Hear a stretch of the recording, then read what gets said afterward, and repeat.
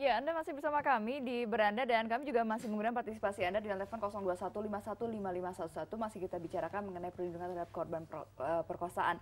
Nah, kemudian kita bicara juga kita perempuan ini sebagai memang yang menjadi korban perkosaan. Nah, kemudian apa sih yang bisa dilakukan oleh perempuan sendiri untuk membela gitu? Kalau kita lihat kasus yang kemarin sempat di Ciawi 3 anak SMP yang berani untuk menggagalkan kasus perkosaan.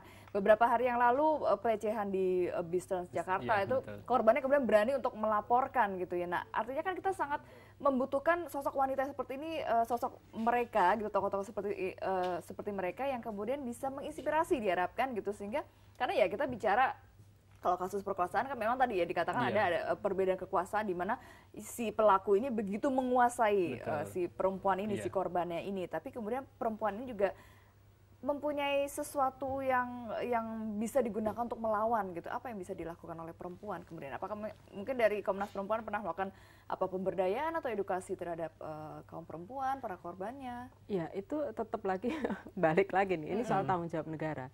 Soal bagaimana setiap orang, termasuk perempuan, setiap orang ya, bukan hanya perempuan sebetulnya, setiap orang paham bahwa kekerasan adalah tindak kejahatan kemanusiaan dan itu adalah melanggar hak asasi manusia. Itu penting dan itu penting buat semua sebetulnya. Yang kedua, perempuan diberi pemahaman bahwa dia punya hak loh. Ketika dia menjadi korban, dia punya hak gitu. Nah, ketika perempuan akan menggunakan haknya gitu, harus dipastikan bahwa seluruh perangkat dukungan itu harus ada. Jadi kita tidak bisa meminta perempuan kamu harus berani segala macam ya. Dia berani saja tidak cukup gitu. Dibutuhkan komunitas yang memberi dukungan. Nah, itu lagi mewajibkan negara. Gimana caranya masyarakat itu tidak menstigma korban gitu. Dan ketika perempuan korban itu melapor, dekatkan akses itu. Gimana caranya supaya mudah melapor? Tadi sebagai contoh, mau melapor misalnya ke mana? Itu kan harus tahu. Misalnya ke kantor polisi. Bisa diterima dengan baik nggak di situ gitu. Kalau misalnya enggak, korban nggak berani.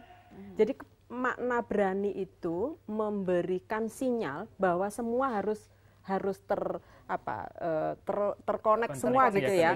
Keluarganya juga memberikan dukungan, masyarakatnya memberikan dukungan, ada lembaga pendamping yang siap, aparat penegak hukum yang responsif gitu. Dan ini meletakkan tanggung jawab negara untuk menyiapkan ini gitu. Korban itu kadang-kadang memang tidak tahu bahwa dia punya hak gitu. Nah, gimana supaya tahu? Misalnya sampai hari ini minim pendidikan kesehatan reproduksi di sekolah. Gimana mereka tahu bahwa itu pelecehan kalau dia tidak utamanya anak-anak di bawah umur. Kayak tadi Bu Ira bilang, saya baru saja mendampingi anak usia 5 tahun jadi korban. Gimana dia tahu korban pelecehan kalau dia tidak paham bagaimana menjaga kesehatan reproduksinya? Artinya dia mengenal alat reproduksinya sendiri saja belum tahu ya. Belum tahu. Jadi dia belum tahu siapa yang bisa dan apa yang bisa dilakukan. Oke, ada penelpon kita sapa dulu. Halo, selamat sore.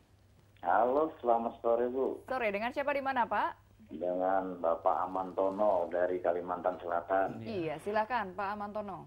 Nah, kalau menurut hemat kita ya Bu ya, kadang itu kaum putri sendiri yang sering memancing tindak kriminal pemerkosaan. Kita lihat dari sisi mereka berpakaian.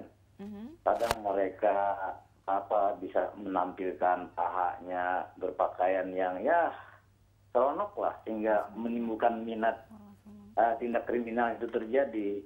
Coba kalau bisa kaum putri buktikan bahwa Anda kaum Kartini berpakaian yang sopan. Apalagi bagi yang muslim ini loh, kalau bisa berjilbab lah. Sehingga jangan sampai hal-hal tersebut bisa terjadi. Kiranya itu saja Bu. Terima kasih banyak. Assalamualaikum. Waalaikumsalam warahmatullahi wabarakatuh. Silakan mungkin Mas Joko. Iya, kalau saya sangat tidak setuju bahwa pakaian perempuan menyebabkan dia mengalami pelecehan. Pakaian apapun itu, kasus pelecehan seksual di bis Transjakarta beberapa waktu yang lalu yang dialami oleh perempuan yang notabene dia memakai jilbab, semuanya tertutup dari ini, masih terjadi gitu kan. Jadi pelecehan seksual itu atau perkosaan bukan karena salah perempuan memakai pakaiannya gitu kan, karena kebayang nggak tadi Ibu dari Ende mengatakan menangani kasus perkosaan anak usia 5 tahun. Kebayang tidak anak usia 5 tahun itu menarik secara seksual seperti apa? Gitu kan seperti ini. Pelecehan seksual itu bukan salah perempuan, tapi sayangnya memang kemudian kalau kita melihat artinya contoh langsung nih masyarakat. Contoh langsung masyarakat. Laki-laki gitu ya masih pemikiran Pak Tono ini adalah kita bisa melihat bahwa dan Pak Tolo tidak sendirian. Tidak sendirian, seperti ini. banyak sekali gitu kan, bahwa sebenarnya pelecehan seksual itu kan tergantung kepada cara pandang laki-laki, bagaimana dia memandang perempuan. Selama dia masih memandang perempuan sebagai objek seksual, pakai pakaian seperti apapun perempuan itu pasti akan menjadi... Tetap aja diobok-obok. Kadang Betul, mungkin Bu. Betul. si korban adalah memang pakaiannya rapet, tapi dia excuse-nya adalah si laki-laki ini tadi saya habis ngeliat perempuan pakai baju seksi, gitu. Karena dia nggak bisa untuk melakukan kekerasan terhadap perempuan itu, gitu. Akhirnya dia berpindahlah kepada orang yang memang lebih dianggap lebih rendah gitu ya, istilahnya lebih dia bisa menguasai gitu kan perempuan itu. Gimana? Di Bali itu ya, ini maaf ya, di Bali itu ini bukan soal agama saya kira ya. Di Bali itu banyak sekali perempuan yang menggunakan pakaian minim karena berjemur dan sebagainya ya.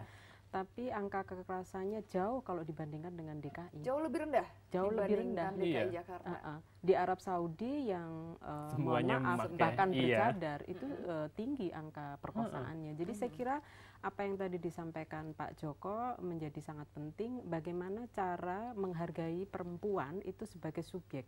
Dia bukan objek gitu. Nah, sehingga ketika perempuan berpakaian dengan model apapun, itu bukan perempuan yang ingin diperkosa, tapi dia ingin dihargai sebagai manusia yang memiliki kebebasan berekspresi. Dia jangan kalau misalnya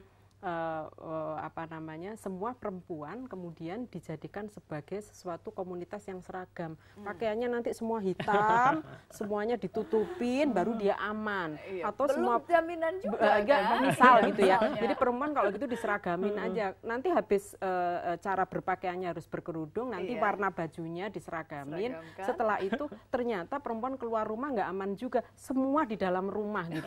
Jadi maksudnya apa gitu. Jadi tolong sekali lagi soal cara pandang. Ketika relasi kuasa ini menganggap bahwa perempuan ini objek gitu, dan dia yang ingin menjadi superior gitu, ini yang harus kita pelan-pelan kita ubah, bahwa dia teman kita loh, yang tetap bisa dihargai, harus dihargai. Oke, baik. Ada penelpon lagi tampaknya. Kita sapa dulu. Halo, selamat malam. Halo. Halo. Ya, malam. Iya, malam dengan Ibu siapa di mana? Dengan Ibu Rumana dari Kabupaten Ngada. Iya. Ibu bisa dikecilkan volume TV-nya, Ibu, karena feedback dari Flores juga ya, Bu Rumana ya.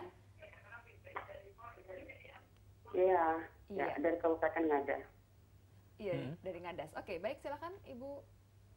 Iya, sebetulnya tadi setelah saya mendengar interaksi itu, sama seperti kami di Kabupaten Inde juga, itu kabupaten tetangga. Hanya saat sebetulnya masalah itu sudah kami tangani sejak dulu, dan pemerintahan kita juga cukup respons. Tapi yang menghadapi masalah itu adalah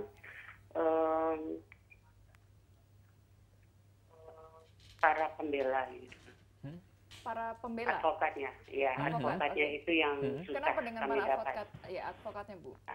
Susah kami dapat, sehingga kadang-kadang yang litigasi terpaksa kami yang relawan juga harus mendampingi langsung ke pengadilan. Bu Rumana juga aktif soal di kepolisian, kemudian kejaksaan, kehakiman cukup bagus menangani semua kasus-kasus itu. Oke, berarti yang kalau di Kabupaten mana tadi? Ngada ya. Ngada. Itu pengacara ya, yang artinya pendamping untuk korban yang masih dirasakan sangat kurang. Tapi kalau untuk dukungan tidak ada sama sekali, dan mereka tidak ambil bagian dalam itu. Oh, oke. Jadi ada advokat, tapi minim yang memberikan pendampingan kasus perempuan. Baik, terima kasih Ibu Rumana. Nanti juga akan ditanggapi, tapi kita harus break kembali. Kami akan kembali saat lagi. Pemirsa tetaplah di Beranda.